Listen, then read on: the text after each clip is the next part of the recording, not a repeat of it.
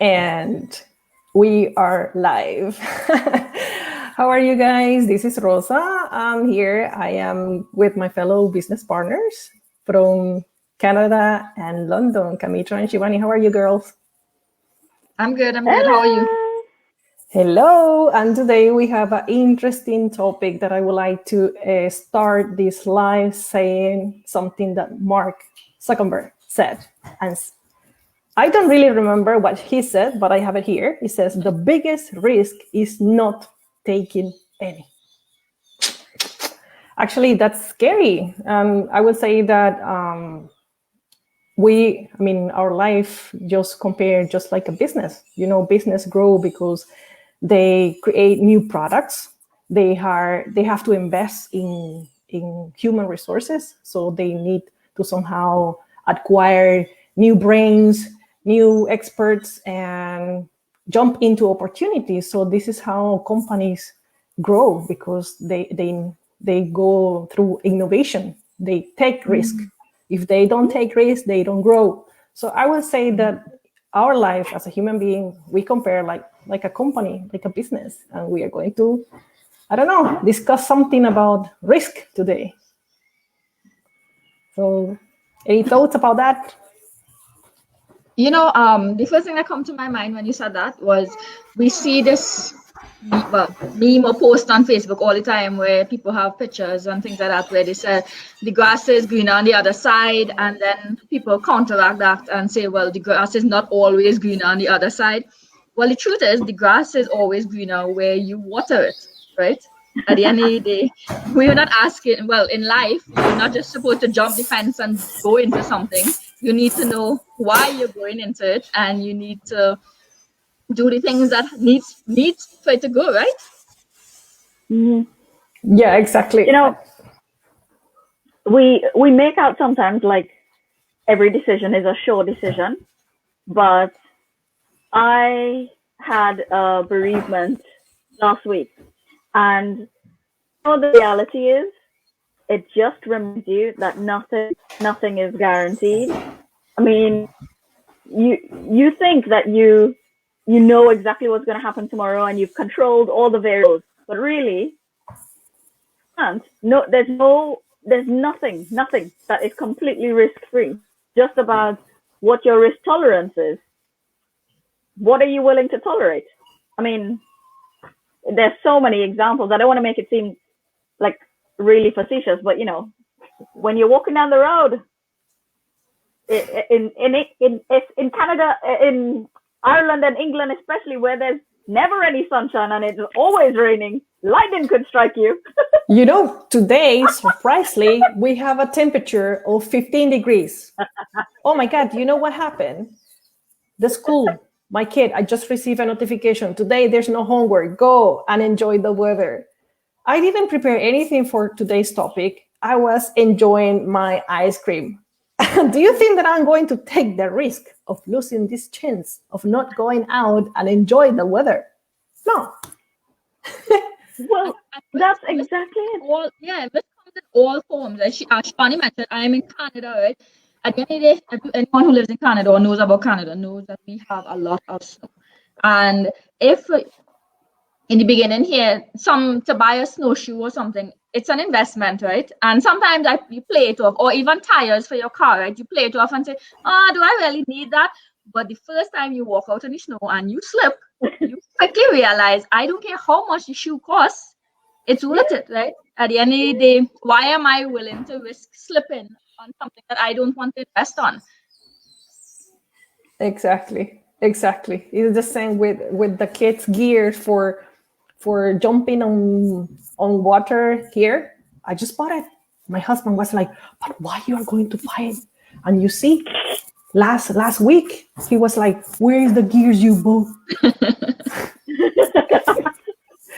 And sometimes we apply the same kind of thought to bigger risks, and we think just because it's a bigger risk, it makes it more scarier. But actually, all risk, I mean, we've been in the corporate world, so we've been through those absolutely ridiculous thing called risk registers. But where you brainstorm about every possible risk and then you rank them based on their likelihood. In reality, like we were just saying, we know that there are some massive, massive risks, but the likelihood is really tiny. And then we sometimes get stumped by all these massive big risks, but the likelihood of them happening, and we go, oh my God, no, I need to be scared. But, like, for example, our business.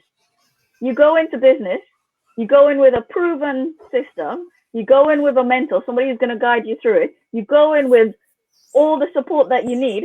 What do you think your likelihood of failure is? Maybe smaller? But Take it clear.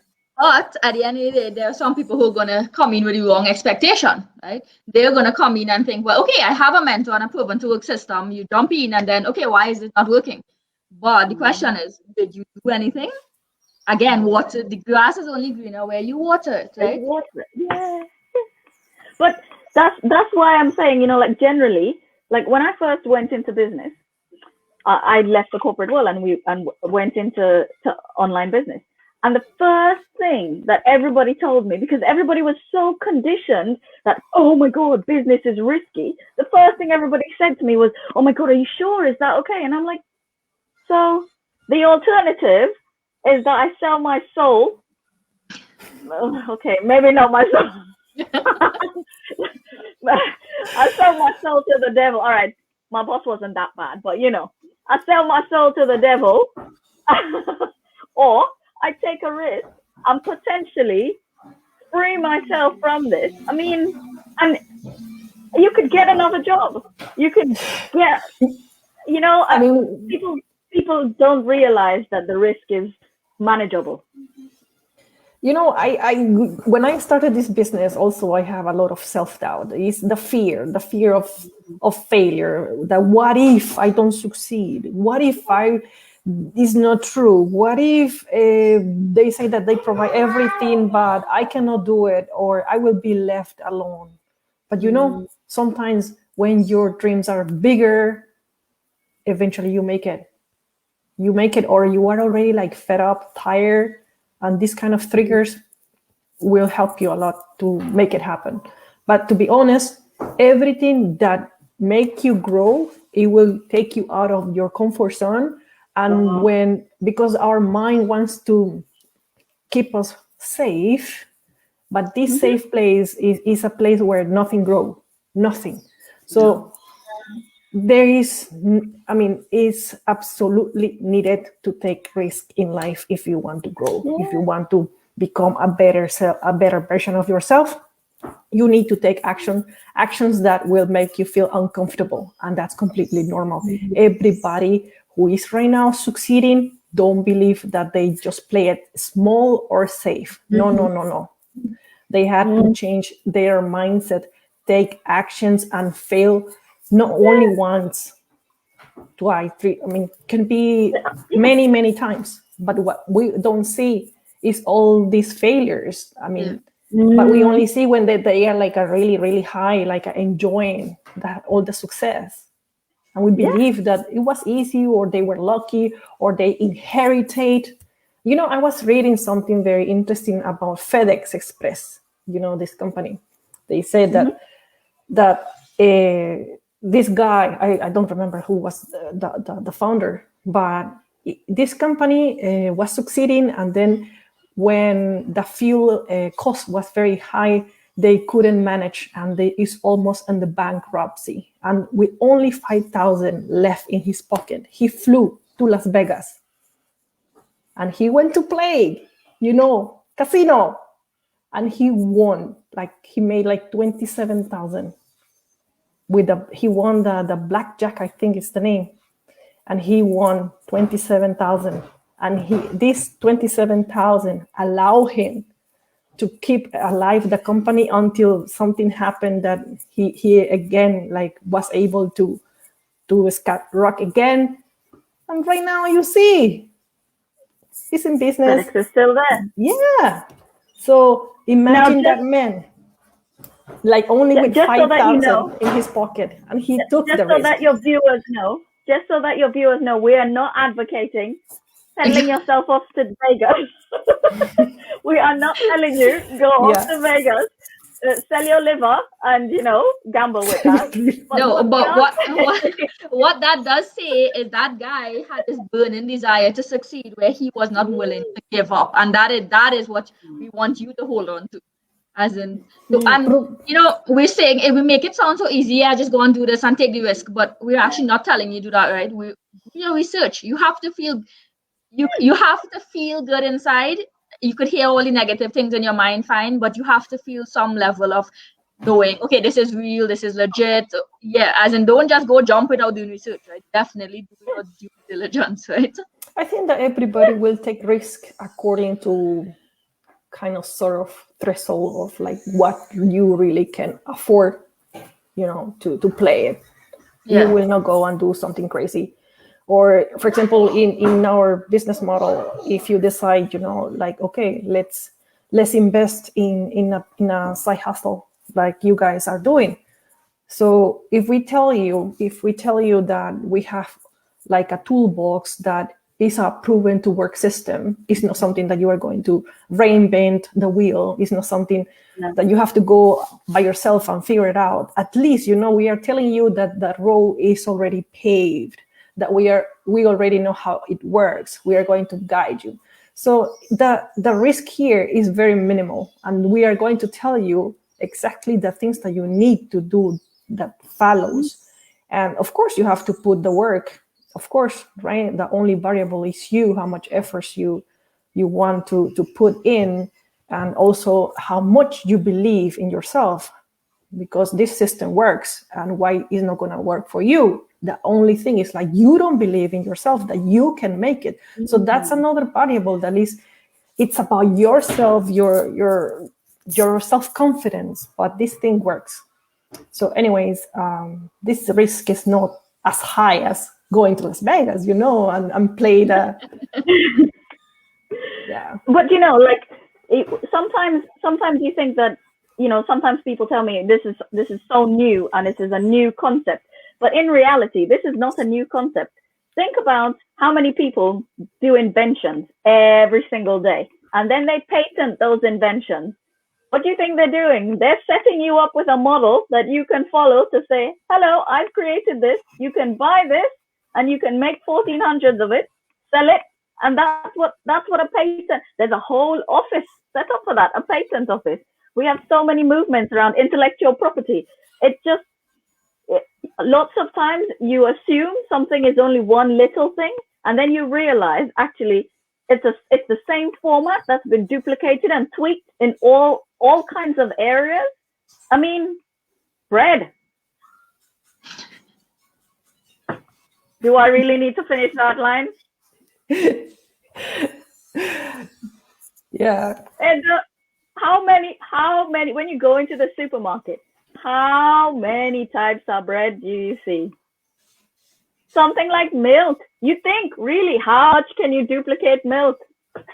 But I know there's at least 4 or 5 different varieties of milk. So It really is what you can make anything you want. As long as you've got a system that works, one cow that gives milk, we can figure it out. Okay. I've decided to get rid of the coffee shop. Clearly. I mean, my audience doesn't know about the coffee shop, but Shivani always talk about her coffee shop because she was a business owner, a brick and mortar coffee shop, and she always used her analogy with our topics. So anyways, girls, I think I'm wrapping up here. And the lesson from today, I think that is obviously, I mean, you will find it everywhere in the internet, that without risk, you will not move forward in anything, in even your private life. Sometimes we don't even bother, to ask people for, let's go out and have a coffee, because there is fear of rejection. Then you don't take the risk. And what if that person say yes? And what if the person is like really waiting for you to ask, right? You never know. Sometimes we let our inner voice the self-doubt to just keep us safe. That's not a good place to be. So guys, have a wonderful Tuesday. And yeah, I forgot the invitation. What happens on every Tuesday and Thursday, guys? What happened? Our live workshop. Yeah, we have a place to do your due diligence. Yeah, it's a place to know exactly what we do for a living. Because myself, I mean, Kamitra and Shivani also, we are doing this full time. What we are doing is an online business and is a digital advertising using different social media platforms, and we mentor people around the globe with no experience in business, or not even having you don't need to have any business idea, because it's like a toolbox. It's like a franchise business model, like with the exception that you don't have to pay a huge amount of money for what's the name? In the franchise business model, you have to pay like yearly or monthly fees to royalty fees. We don't have that thing. But we say it like it is like that because we provide everything. We are provided with everything that we need to be online business owner and do this from anywhere in the world as long as you have internet connection. So check this out, register through the Learn More button of our pages, and see you on the inside. Have a wonderful Tuesday, and thank you, ladies, for jumping with me today.